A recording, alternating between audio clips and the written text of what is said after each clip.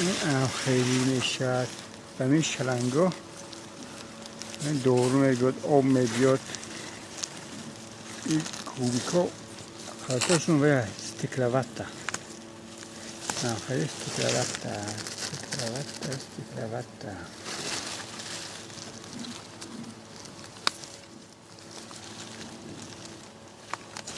درون میام استیکلوتا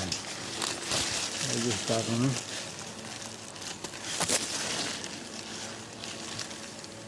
استیکلوتا این شلنگ وقتی دور آب خیلی میگیاد ابوله میخ آهن سره بلندش در زمین تخمینه 80 سانتیمتر بودرینگو در 3 هفته خدین 3 متر شده هر روز 10 سانتیمتر بلند می شود این شلنگان تروبه 6 شلنگ دارد هر یک 6 تاش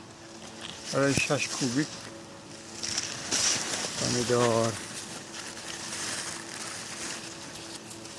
میگیم اینجا این پایین پمیدار کلان شده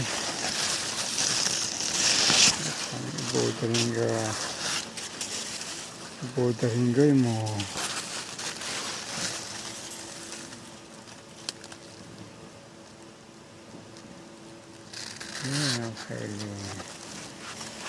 این خیلی سیستم این خیلی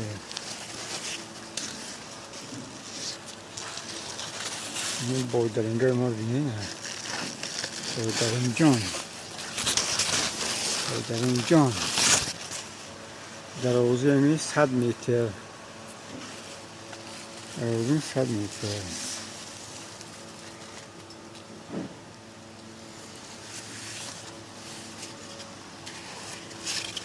خیلی کراوکون بچینیم چون من اینج کمتر چیندیم این کرد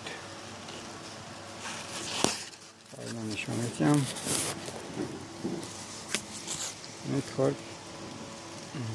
نشون میدیم انت میپریم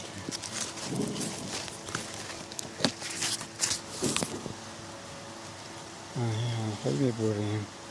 این یکون سارت در روزش 21 تا 23 سانتیمتر